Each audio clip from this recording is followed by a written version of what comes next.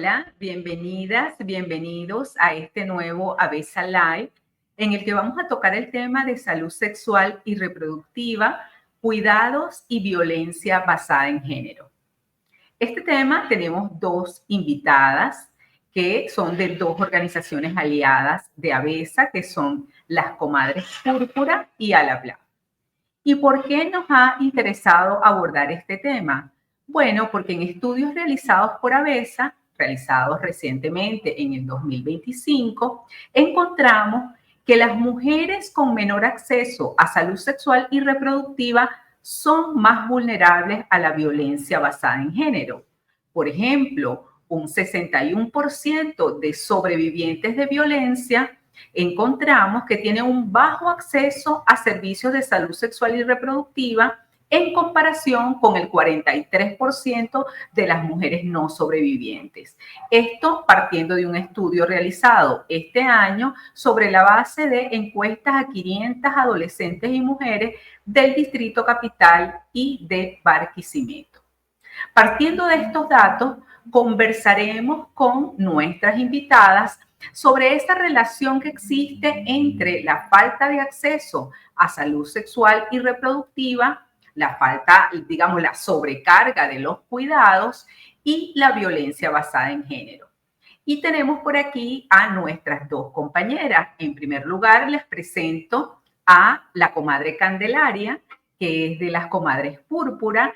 Ella es activista feminista y sindical, es politóloga y defensora de los derechos laborales, derechos sexuales y reproductivos. Y además la comadre Candelaria no tiene pelos en la lengua para defender estos derechos. Bienvenida, comadre Candelaria. También les Muchas gracias, presento Maggie. Angélica Freites. Ella es del equipo de ALAPLAF, que es la Asociación Larense de Planificación Familiar.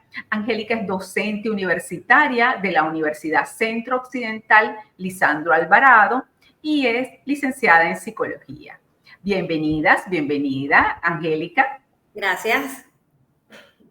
Gracias, Maggie, por la Gracias a invitación. ustedes por compartir este espacio, por aceptar la invitación a conversar de estos temas que nos importan muchísimo, porque es como para poder identificar cuáles son esos elementos que están haciendo o están aumentando la vulnerabilidad de nuestras mujeres y de nuestras adolescentes, vulnerabilidad ante la violencia basada en género, ¿sí?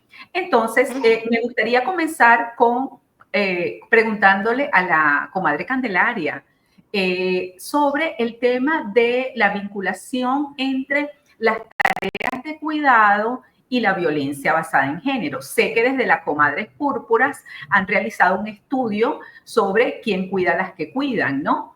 ¿Y qué es lo que sabemos, verdad? Que la asignación excesiva de tareas de cuidado, como la atención a los hijos y a las hijas, la atención a personas adultas mayores, a personas enfermas o personas con discapacidad, históricamente ha recaído en los hombros de nosotras, en los hombros de las mujeres.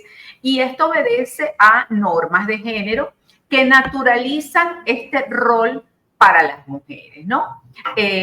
Ahora bien, me gustaría, comadre, que nos contara desde su visión qué relación existe entre esa distribución de tareas de cuidado, esta sobrecarga de cuidado y la incidencia de la violencia basada en género. Cuéntanos un poquito.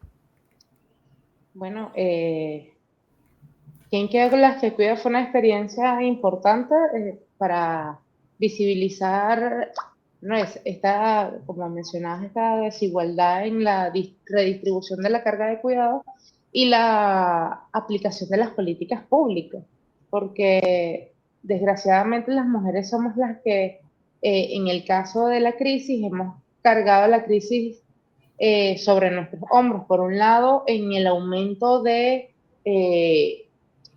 la gestión de los servicios públicos que nos sobrecarga no solamente mental, sino física, pero sino también en el caso de asumir los empleos no remunerados, como los cuidados. En el 2023, el 88.7% de las mujeres venezolanas se dedicaron al trabajo doméstico no remunerado con relación al 2021, que eso creció casi un 20%, y lamentablemente decimos que en la medida en que la crisis ha ido aumentando, las mujeres han ido perdiendo espacios de trabajo formales para no solo gestionar la crisis, desde trabajos que se amolden a la dinámica de los cuidados, asumiendo que es nuestra obligación. Uh-huh. Y esta carga de este tiempo dedicado al trabajo doméstico, lamentablemente, nos pone cada vez más cerca de esquemas de violencia, porque lamentablemente nos expone a no acceder no solamente a empleos no remunerados, sino que nos pone el borde de trabajos informales, donde las personas creen que pueden abusar por los tipos de empleos a los que acceden, y hemos visto también que muchas mujeres han caído en escenarios de trata de personas, trabajo doméstico, donde te pagan una hora y te trabajas 5 o 6 horas adicionales que no te la pagan.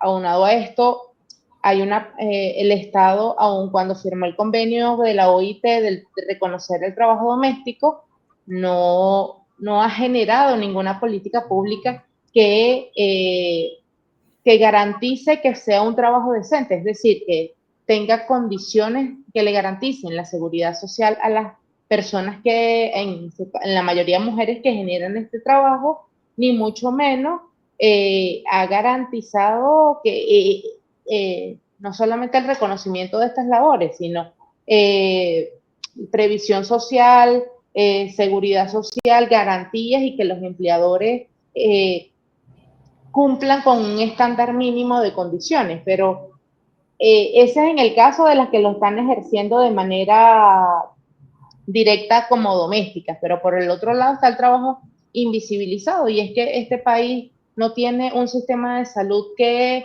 le garantice a las mujeres venezolanas la más mínima previsión, y en el caso de que cuando tienes un dependiente, sea un niño o un adulto mayor o una persona que requiera atenciones especiales, toda la gestión de la salud pública sobrecae en el seno de las mujeres. Es decir, si están hospitalizados en un centro de salud, el mantenimiento de ese centro de salud, es decir, la limpieza donde está tu familiar, sobrecae sobre tus hombros, la alimentación sobrecae sobre tus hombros, y además está el tema de gestionar la infraestructura hospitalaria para garantizarle la salud a ese familiar.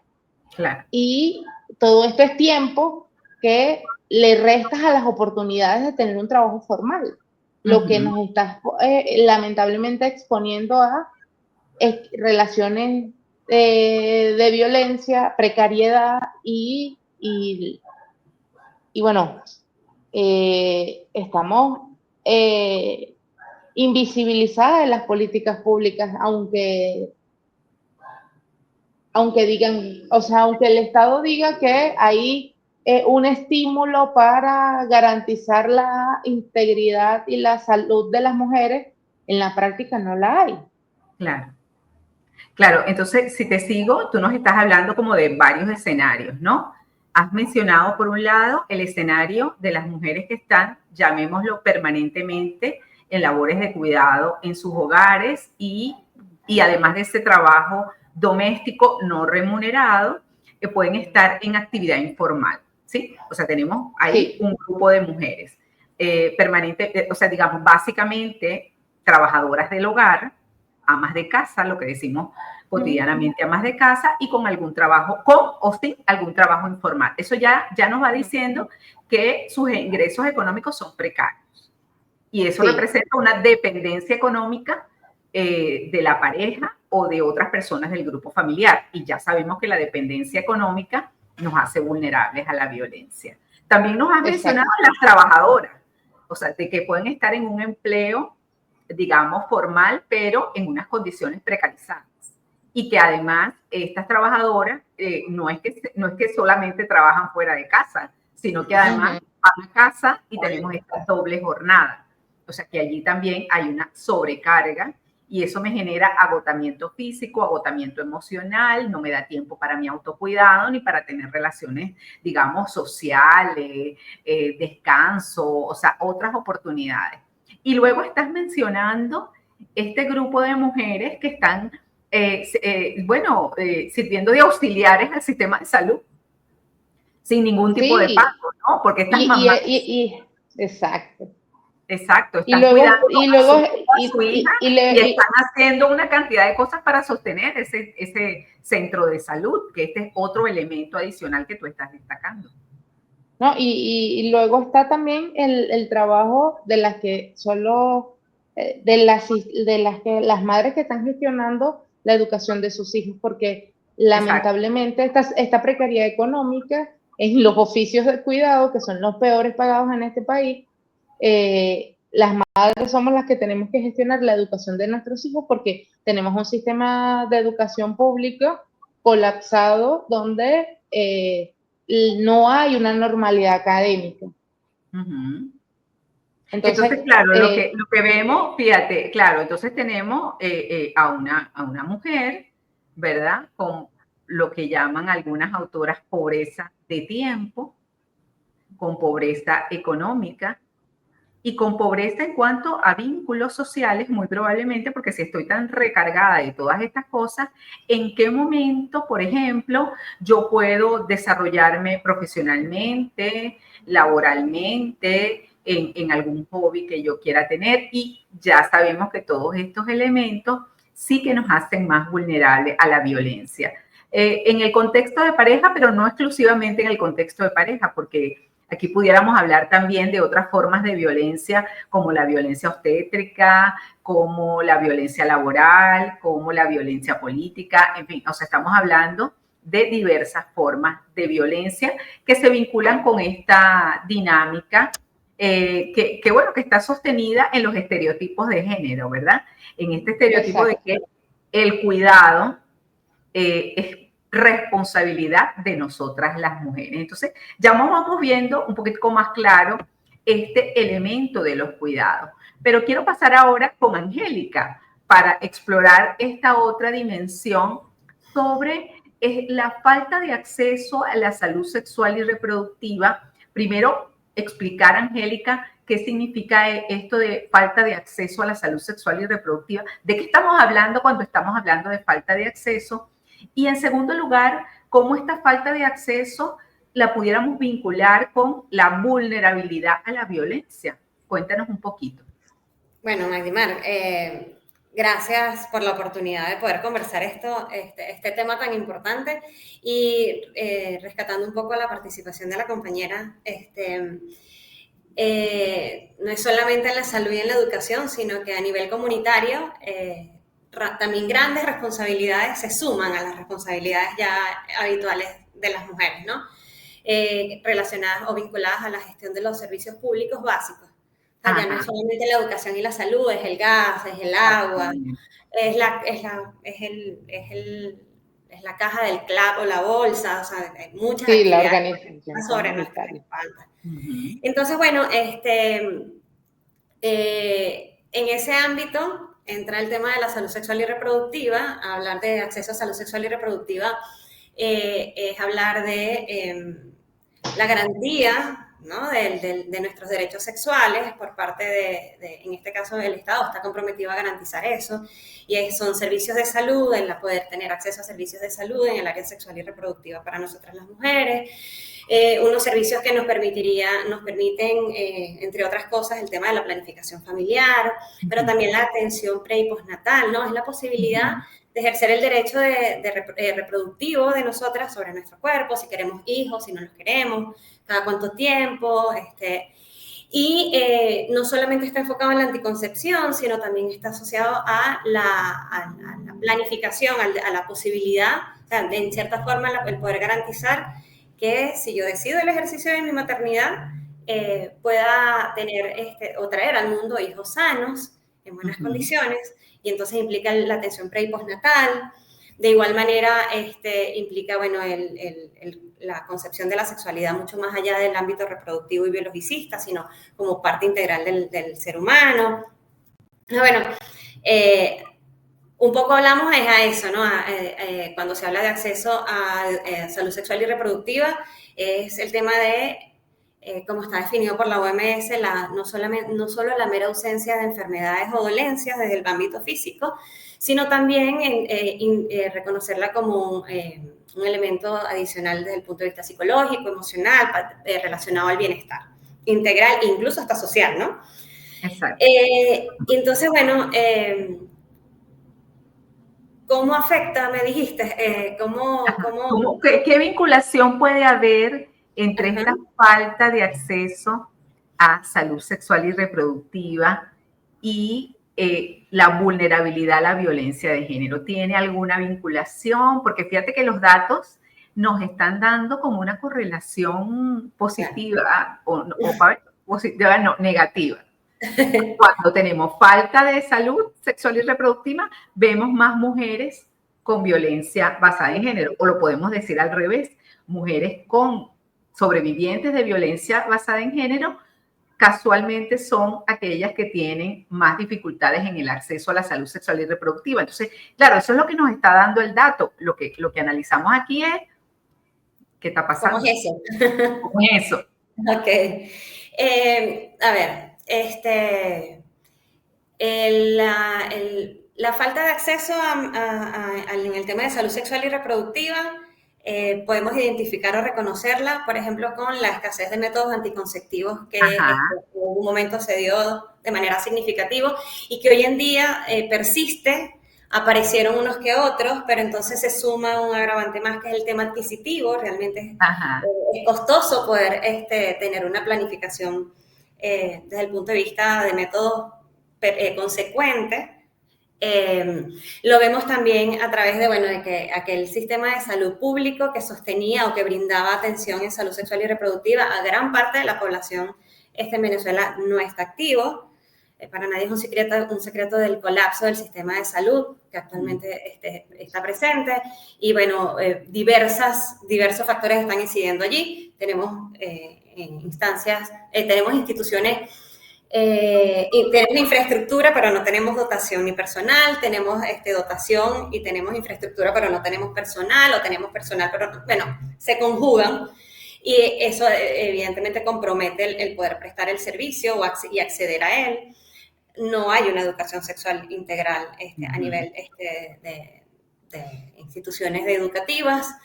Por el contrario, hay todo un movimiento en contra de la educación sexual integral en nuestro país. Entonces, bueno, todo esto hace que la mujer en las comunidades, la mujer de a pie, común y corriente, evidentemente quizás hace una vida en pareja o tiene eventualmente un encuentro sexual, pero no tiene el acceso o tiene comprometido la posibilidad de acceder a un método anticonceptivo. Entonces, ¿qué vemos en las comunidades? Mujeres, primero el tema del embarazo en la adolescencia, hay madres muy jóvenes, ¿ok?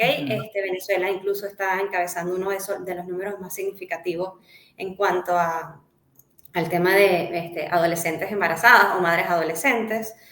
Tenemos las estadísticas en cuanto a enfermedades de transmisión sexual, evidentemente también relacionado con la anticoncepción. Tenemos mujeres con muchos hijos, y entonces aquí conecto con lo que estaba comentando anteriormente nuestra compañera con respecto a las tareas de cuidado, y como esas grandes responsabilidades que reposan sobre nosotros ciertamente comprometen nuestro tiempo.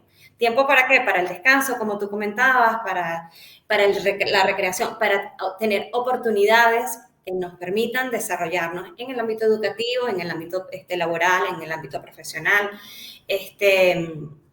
Esto, ¿cómo se traduce? Que bueno, que las mujeres entonces, parte de la limitación en cuanto a ingresos está un poco marcada por esto. Nosotros dedicamos entre 16 y 18 horas de trabajo diario a las tareas de cuidado, entonces más o menos las matemáticas no dan para tener tiempo para otra cosa. ¿En qué momento? Claro, de broma dormimos. Exactamente. ¿Ok? Y bueno, entonces esto, el no tener Además, cuando escuchaba ahora, no solo el que comentabas también, tenemos las tareas en casa y tenemos también las tareas afuera, entonces tenemos esa doble carga, más la tarea de cuidado de terceros, tenemos una triple carga, es imposible poder desarrollar otra actividad. Por ende, no podemos tener autonomía económica porque nuestros ingresos definitivamente son insuficientes. Porque no tenemos tiempo para producirlos y tampoco cuando lo tenemos, las grandes responsabilidades que tenemos no alcanzan para cubrir todo esto.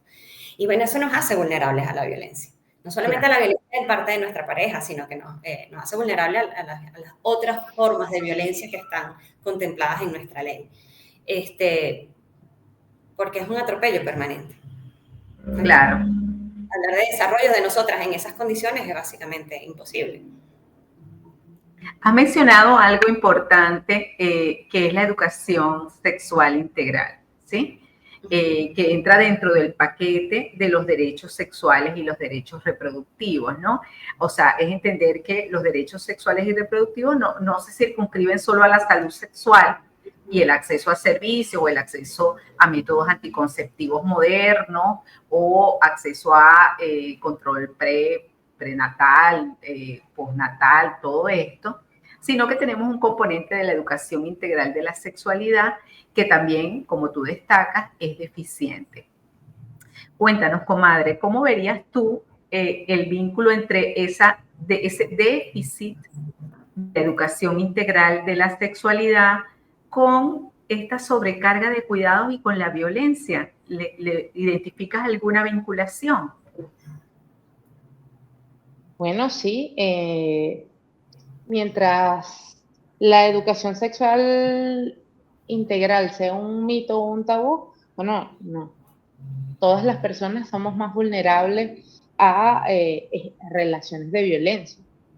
Y bueno, y en una sociedad tan convulsionada como la sociedad venezolana en estos momentos, donde, bueno, está la política, ¿no? Porque el Estado tiene un peso importante en todo lo que está pasando, pero el contexto también nos abruma, o sea, porque ya sea que te quedes en el país o te vayas fuera del país, si no manejas los esquemas básicos de la educación sexual integral, que es una cosa que ha limitado no solamente a la juventud venezolana y ahora a la adultez de este país, que es la que en muchos casos está migrando, que se está encontrando a esquemas donde la prevención de embarazos en contextos de migración, de embarazos no deseados o no planificados, es cada vez mayor, y a esto le sumas que bueno, en este país, en teoría, la atención de salud está garantizada independientemente de tu nacionalidad. Pero cuando migras, o sea, los venezolanos y las venezolanas nos estamos encontrando que esa garantía no es así para todo el mundo. Entonces, esta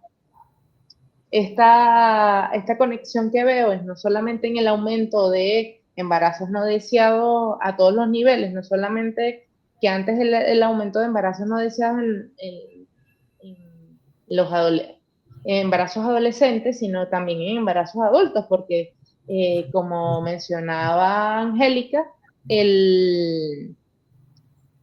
la planificación familiar se ha convertido en un privilegio, porque la carestía en la que tiene con relación al valor nominal del salario mínimo o al ingreso mínimo nacional de una familia, es casi imposible tener el control, y lamentablemente las mujeres llevamos sobre nuestros hombros el peso de tener la responsabilidad de la anticoncepción. Y bueno, eso en una sociedad como esta, donde el sistema de salud está colapsado y que no te garantizan estos métodos anticonceptivos como una política de Estado, bueno, vemos que el aumento de las infecciones de transmisión sexual también, porque ha sido evidente, porque ya nos enfrentamos a que tenemos el peso de la anticoncepción en nuestra parte, y por otro lado se nos juzga a las mujeres por solicitarle a nuestros compañeros varones, aunque por el tema de usar el preservativo, pero entonces tienes el peso de la responsabilidad de no traer un embarazo no deseado, pero también tienes el tema de la responsabilidad de no contraer ninguna infección de transmisión sexual cuando en el caso de las mujeres las parejas masculinas son las más promiscuas, pero también estamos viendo que esta nueva generación está teniendo relaciones sexuales, no tiene acceso a métodos para garantizar una sexualidad lo más sana y saludable y protegida posible. Y luego, desde mi experiencia, el sistema de salud hace un esfuerzo importante o el personal que queda trabajando en el país hace un esfuerzo importante por garantizar controles de embarazo, control durante el embarazo lo más eficiente posible, pero está mediado por la precariedad y los accesos, porque el hospital te asigna los controles los controles, los exámenes y tal, pero no siempre te los puedes hacer en el servicio público. Entonces te enfrentas a la limitación nuevamente de que si tus ingresos no son suficientes, ¿cómo costeas? Y puedes tener la disposición, porque en mi experiencia que me controlé en el hospital clínico, la atención fue de muy buena, muy óptima y con mucha atención a los cuidados para el control, pero ahí también me enfrenté a que y que muchas, incluso embarazos adolescentes, muchas niñas tenían la disposición de ponerse en control, pero entonces no tienes para comprar los suplementos que te asignan en el control prenatal o para hacerte las ecografías y los exámenes correspondientes.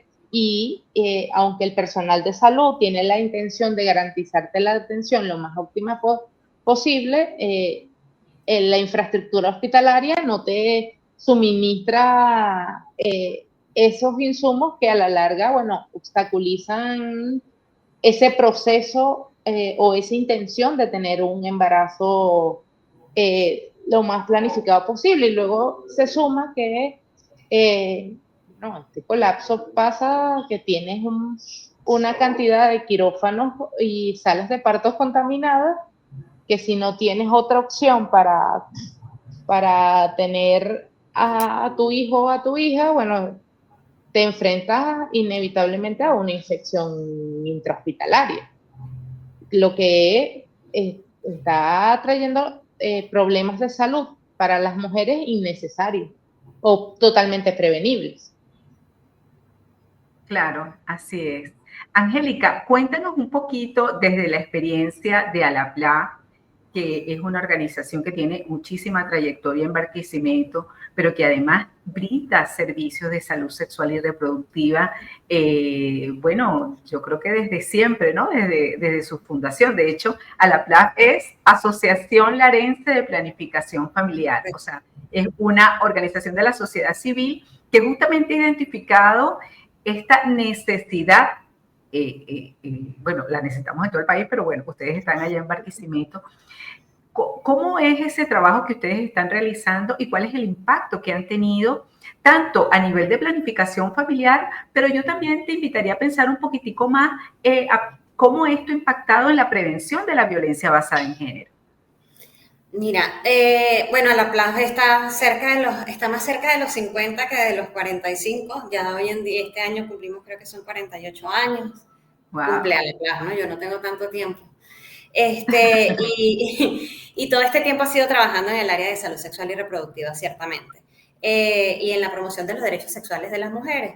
Y hablar de educación sexual desde el punto de vista integral y como derecho de las mujeres, es haciendo énfasis en la toma de decisiones autónomas e informadas por parte de nosotras en cuanto a temas reproductivos, ¿no?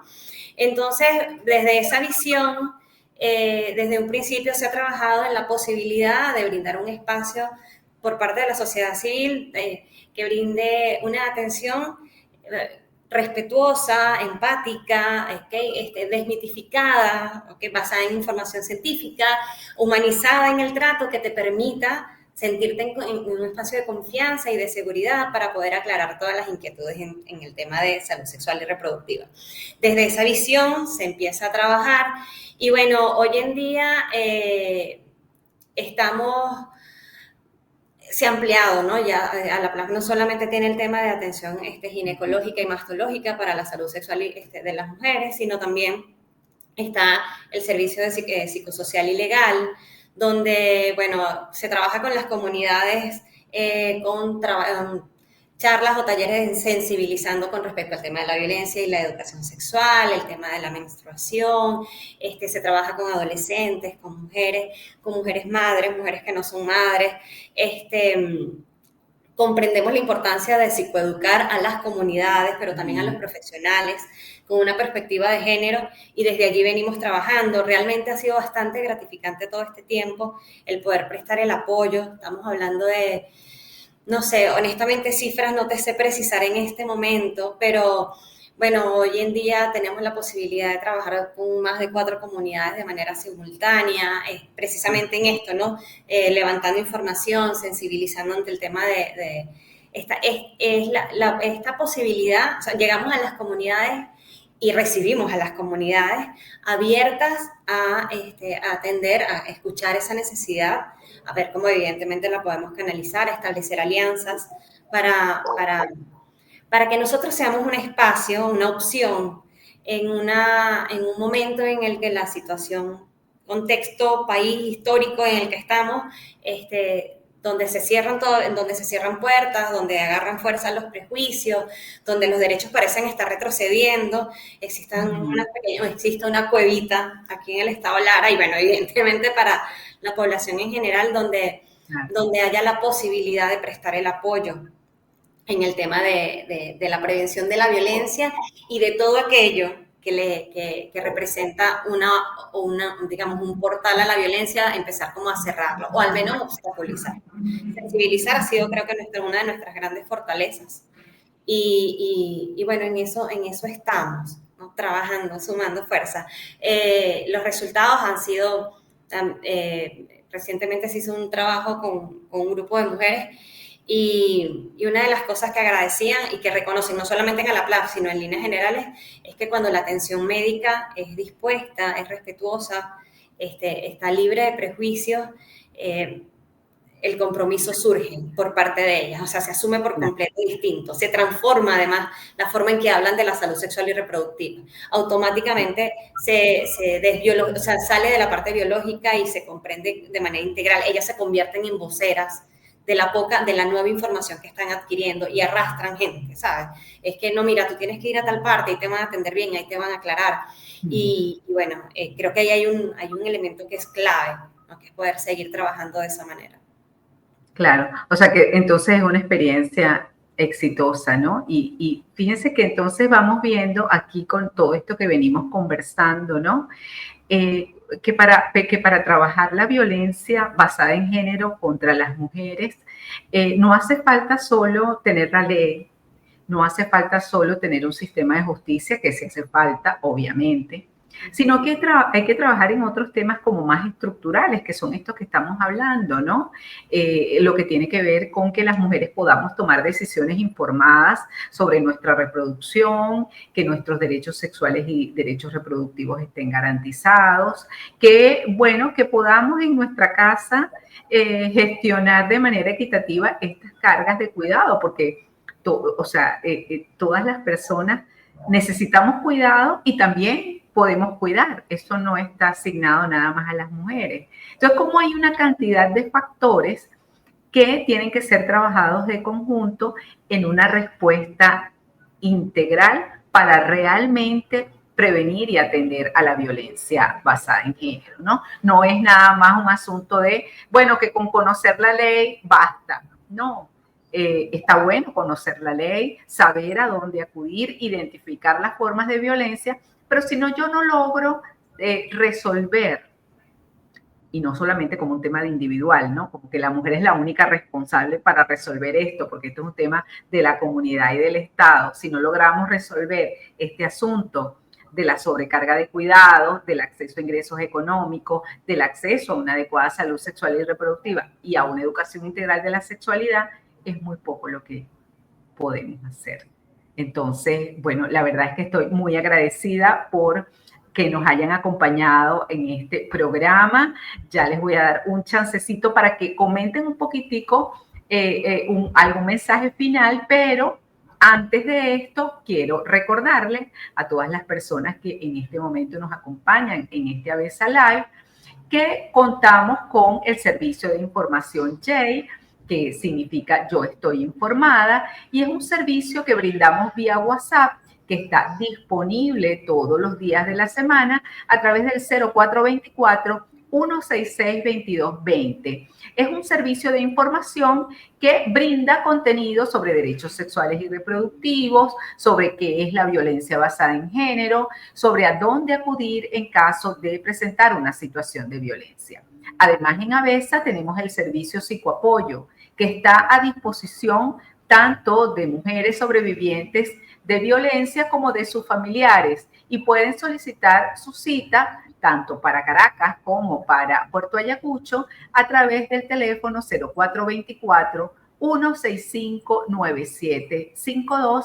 Y por último, les quiero invitar a que visiten nuestra aula virtual, en donde tenemos disponibles de manera gratuita cursos de capacitación para acciones de prevención sobre la violencia contra las mujeres, y tenemos otro curso sobre la ruta escolar para la atención del abuso sexual en niños, niñas y adolescentes. Y pueden visitarnos a través de www.avesa.blog. Allí pueden encontrar toda la información. Entonces, comadre, Angélica, unos minutitos para despedirse, para dar un mensaje final sobre este tema.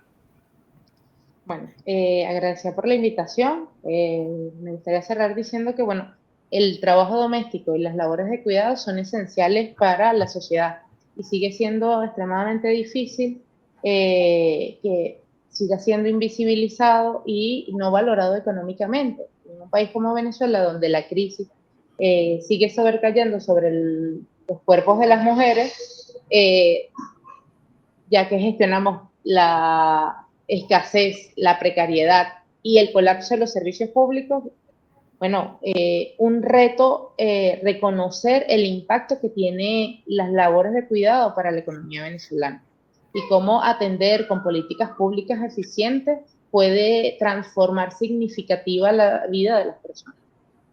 Y lo dejo por ahí. Gracias. Gracias, Angélica.